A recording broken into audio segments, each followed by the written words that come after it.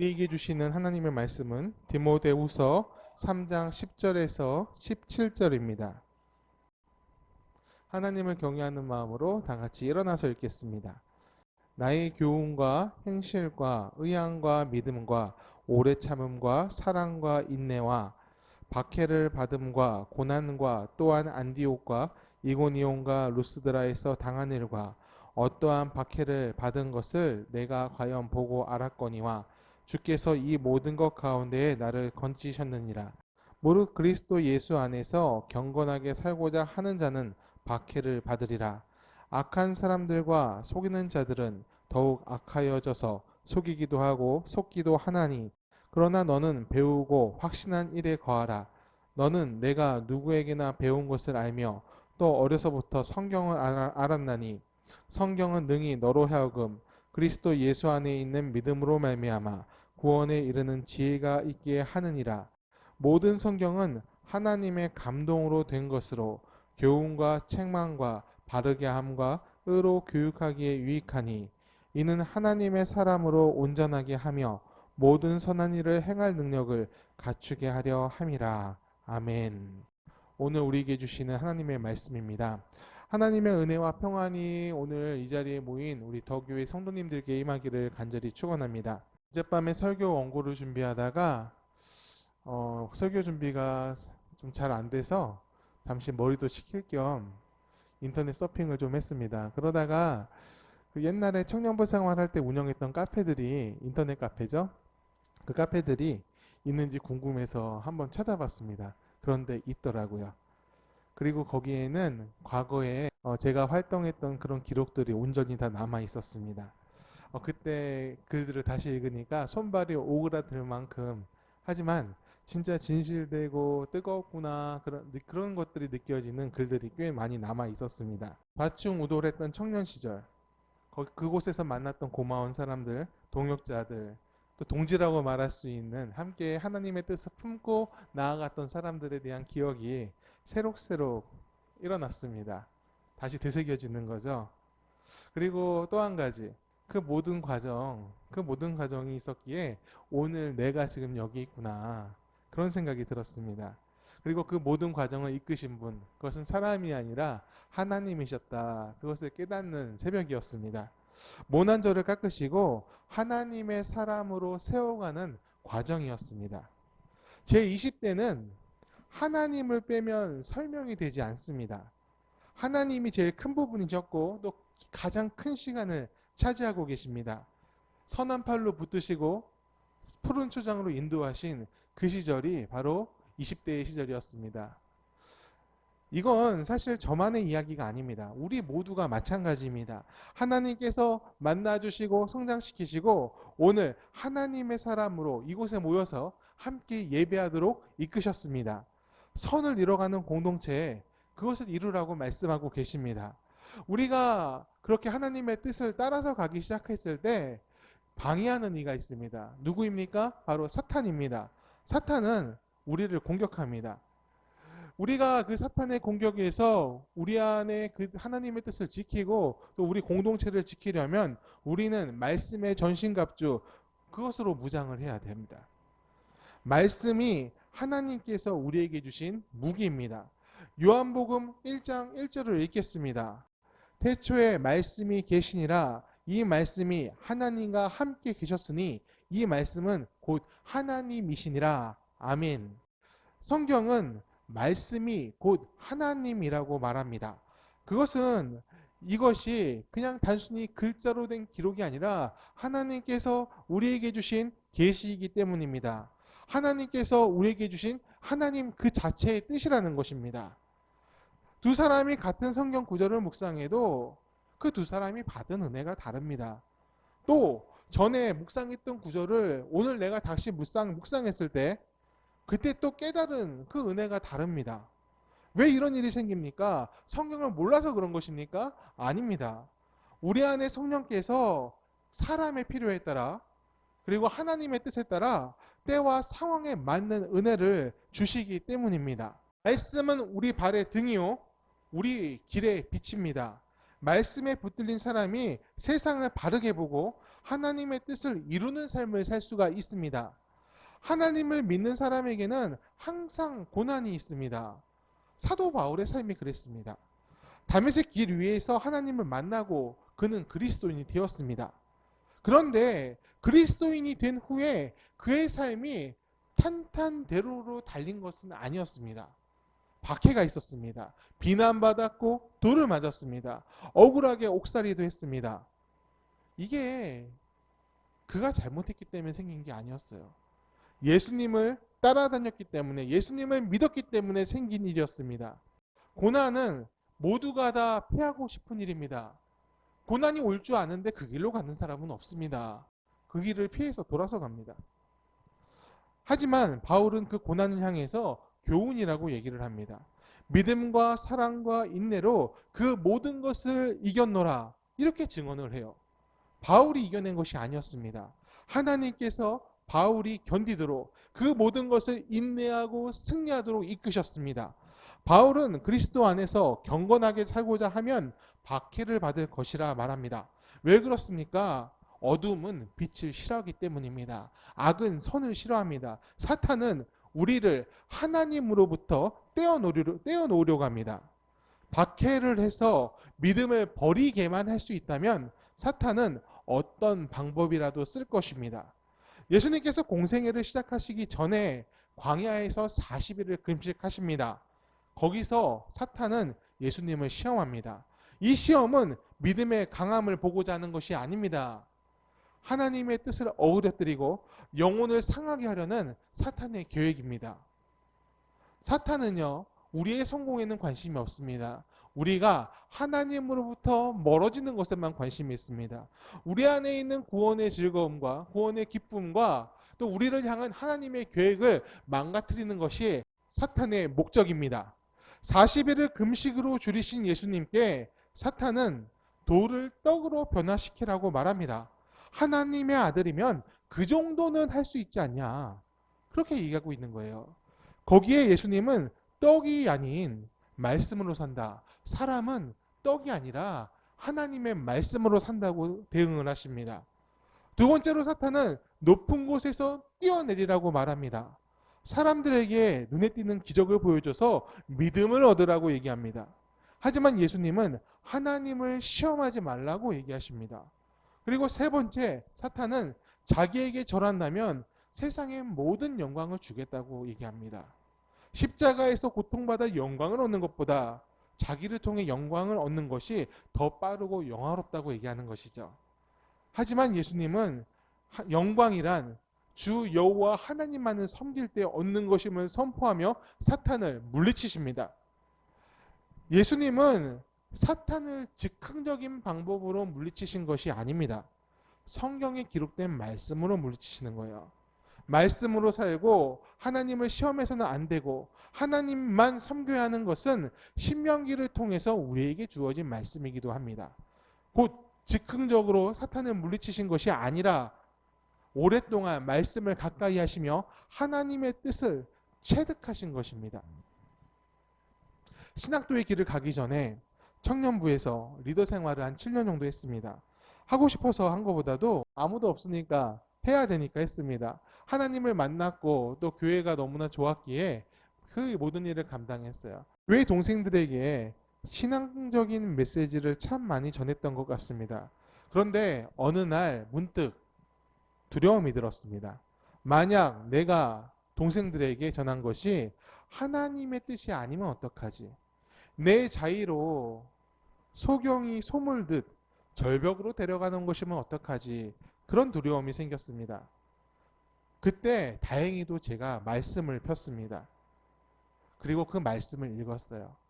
그리고 그 두려움은 곧 감사함으로 바뀌었습니다. 제가 전했던 내용들이 전부 다 그 말씀 안에 있던 거예요. 모세가 했던 말이고 사무엘이 했던 선포였고 예수님이 제자들에게 하셨던 말씀이었습니다. 그것과 다르지가 않았어요. 너무나 안심이 되었습니다. 제가 가는 길이 하나님께서 이끄시는 것이라는 확신이 생겼습니다. 이렇듯 말씀은 우리가 걷는 길이 어떤 길인지 알게 해줍니다. 사탄이 유혹하는 길인지 아니면 내가 복음을 쓰는지 그것을 분별할 수 있게 해줘요. 말씀은 무기인 동신의 기준점이 됩니다. 말씀을 통해서 우리의 위치를 확인하고 내가 오늘 하나님께로 가고 있냐 그것을 알 수 있습니다. 그리고 하나님의 길로 가고 있다는 그 증거를 얻는다면 우리는 믿음의 더 강력한 확신과 증거를 얻게 되는 것입니다. 우리는 말씀을 통해서 하나님을 봅니다. 예수님이 누구신지 알게 되고 신앙인의 삶이 어떠해야 하는지 알게 됩니다. 말씀은 우리가 알아도 되고 몰라도 되는 것은 아닙니다. 그리스도인의 기본이 바로 말씀을 아는 것입니다. 말씀을 통해 하나님을 만나고 말씀을 통해 뜻을 깨닫습니다. 그리고 말씀을 통해 길을 열어가고 말씀 때문에 타락하지 않습니다. 말씀은 모든 것을 이기는 최고의 무기면서 우리의 길을 밝히는 등불입니다. 말씀을 통해 우리는 예수님을 닮아갑니다. 말씀을 잘 알고 믿음이 좋은 사람이 그 마음이 악할 수가 없는 거예요. 말씀은 우리를 선하게 만듭니다. 최근에 어떤 모임을 갔었습니다. 근데 그 모임에 어떤 나이 많은 목사님이 계셨는데 그분이 자녀 자랑을 하는 겁니다. 저는 옛날에는 이것이 이해가 안 됐는데 왜 자기 자녀를 여기서 자랑할까 그랬는데 지금은 이해가 됩니다. 자녀가 생겨 보니까 그 자녀의 좋은 점 또 이쁜 점을 꼭 얘기하고 싶어지더라고요. 어쨌든 뭐 어쩔 수 없는 부모의 마음 같아요. 근데 그 목사님이 그러는 겁니다. 자기 아이가 자녀가 참 똘똘했는데 고등학교 가서 다 망가졌다고 얘기를 합니다. 성적이 중요한 시기에 대학을 가야 되니까 성적이 중요했는데 그 중요한 시기에 인성교육을 했답니다. 고등학교에서. 그래서 대학 진학이 중요한 그 시기에 인성교육하냐고 시간을 많이 보내가지고 자기 자녀가 좋은 대학에 못 갔다. 그렇게 얘기하는 것 같았어요. 근데 이거에 참 말이 안 맞는 것 같아요. 교육에 있어서 제일 중요한 게 무엇입니까? 좋은 대학에 가는 것이 제일 중요합니까? 아니면 인성이 더 중요합니까? 이건 참 많은 부모들이 다르게 얘기할 수 있을 것 같아요. 그리고 우리 교육의 문제점이기도 하죠. 하지만 인성이 전 중요하다고 얘기하고 싶어요. 이건 고민할 게 아닙니다. 인성이 중요해요. 우리 사회에 잘난 사람들이 참 많죠. 근데 그 잘난 사람들 가운데 인성이 좋은 사람을 별로 못 본 것 같습니다. 정치계에서도 경제계에서도 또 다른 여러 분야에서도 문제가 되는 발언들을 하는 사람들이 참 많죠. 가진 것은 많고 학력은 높고 그리고 많은 것을 누리고 있어도 어렸을 때부터 배우지 않은 것들, 특히 인성에 대한 부분은 나중에 갖출 수 있는 것은 아닌 것 같아요.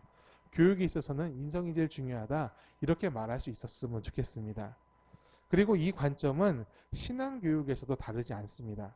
신앙교육의 핵심은 교회를 잘 나오게 하는 것이 아닙니다. 세상에서 성공해서 하나님께 영광 돌리는 것도 아닙니다. 신앙교육의 핵심은 예수님을 닮는 것입니다. 예수님처럼 세상을 사는 것입니다.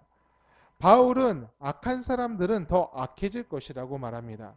왜 그렇게 됩니까? 하나님을 모르기 때문입니다. 주님을 모르니까 자기가 좋을 대로 행하다가 기준 없이 행하다가 점점점 나쁜 길로 가는 겁니다. 누군가를 속이고 또 자기도 거기에 속고 악이 악을 낳는 경우를 만들어 갑니다. 반면 어려서부터 하나님을 아는 사람은 구원에 이르는 지혜를 얻게 될 것이라고 말합니다.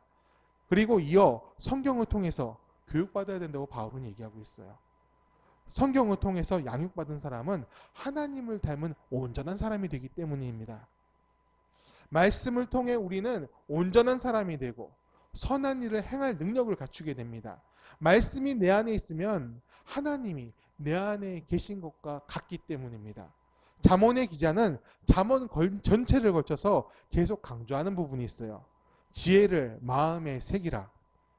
지혜, 곧 하나님의 말씀을 마음에 새긴 사람이 곧 하나님과 동행하는 사람입니다. 예수를 믿는데 인성이 나쁘다. 이런 소리를 듣는다면 잘못 믿고 있는 것이거나 교만에 빠진 것일 수 있습니다. 예수를 믿으면 착해진다. 이런 뜻이 아닙니다. 주님을 만나면 내 안에 악을 알게 되고 또 그 악을 견딜 수 없게 됩니다. 회개하게 되고 스스로를 낮추게 됩니다. 겸손하게 겸비하는 시간이 우리에게 주어집니다. 이것은 누가 명령해서 되는 것이 아닙니다. 하나님을 만나면 악이 견딜 수 없고 그 악을 버리기 위해서 자기 자신이 통회하는 시간, 겸비하는 시간이 갖게 된다는 겁니다. 고린도전서 15장 31절입니다. 형제들아 내가 그리스도 예수 우리 주 안에서 가진 바 너희에 대한 나의 자랑을 두고 단언하노니 나는 날마다 죽노라. 하나님을 만나니 그냥 살 수 없습니다. 악한 것은 모양이라도 따르기 싫고 내 안에 악한 습성을 미워하게 됩니다. 악에 유혹할 때마다 믿음으로 자신을 치며 날마다 죽는 삶을 살게 되는 것입니다. 믿음으로 인내하며 선한 길을 계속 클릭하게 되는 거예요.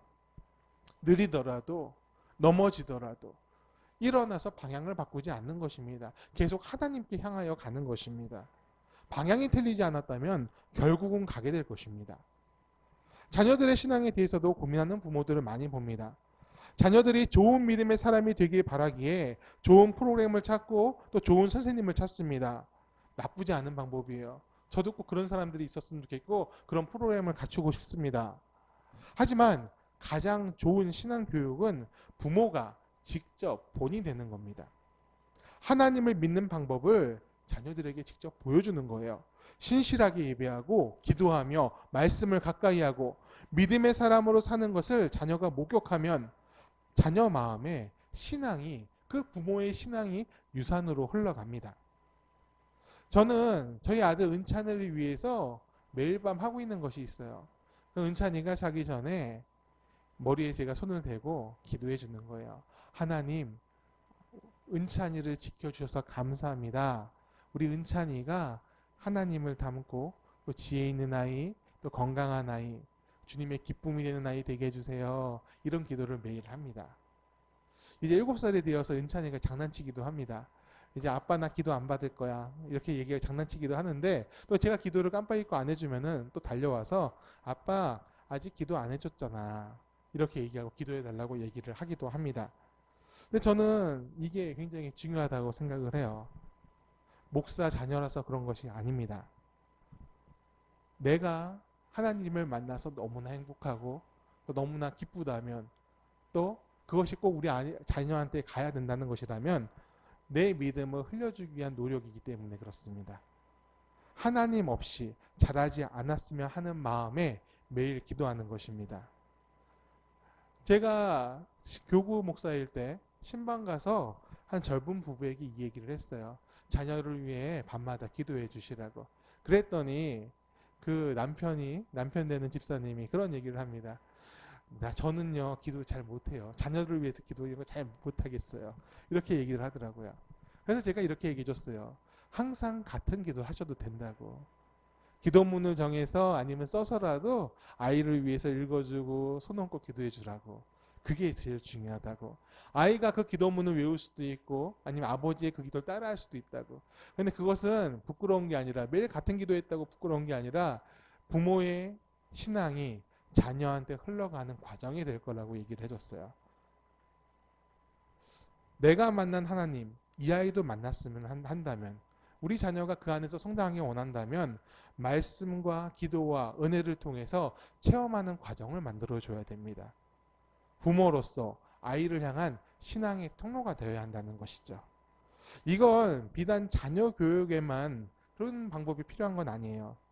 믿음으로 세상을 사는 우리 모두에게 필요한 과정입니다.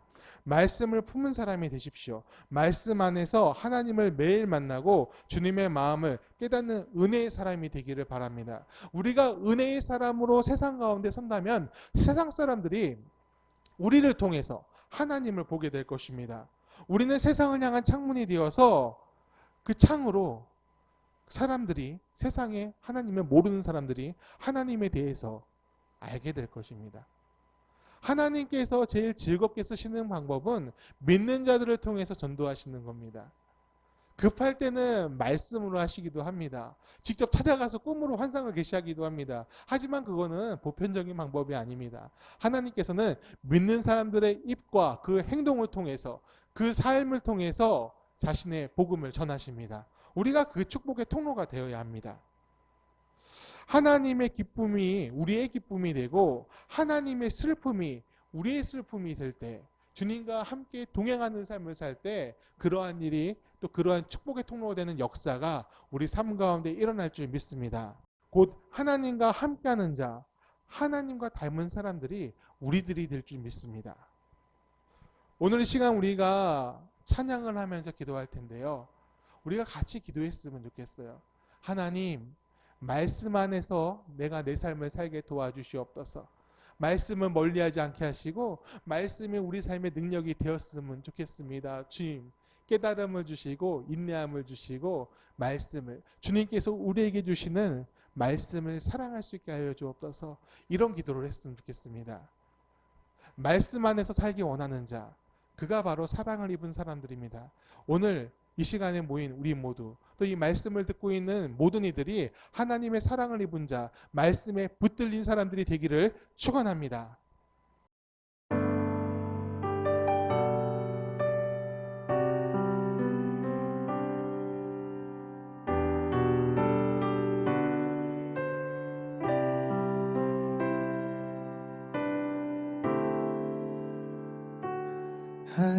하늘에 나는 새도 주 손길 돌보시네. 온 땅에 충만한 주 사랑으로 내 마음을 덮으소서. 주 나를 부르셨네. 주의 영광 위에 모든 사랑 이끄소서. 주의 영광으로 주 말씀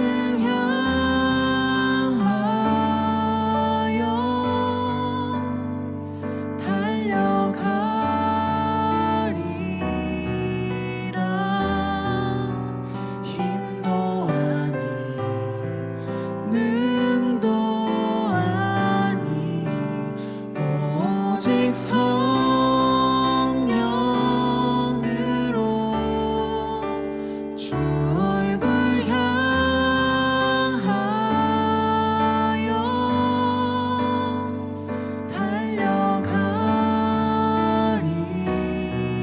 달려가리라. 오 주의 영광 안에 살게 하소서.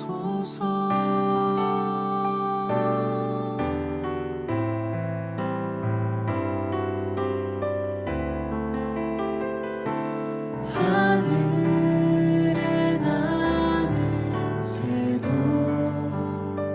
주 손길 돌보시네. 온 땅에 충만한 주 사랑으로 내 마음을 덮으소서. 주 나를 부르셨네. 주의 영광 위에 모든 사랑 이끄소서.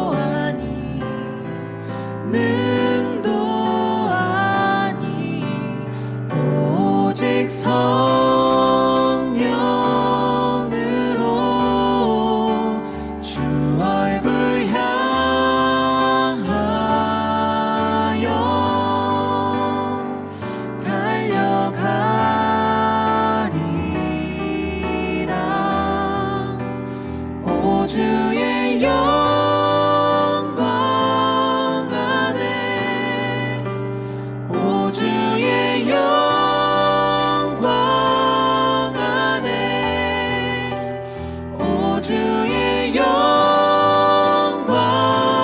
안에 살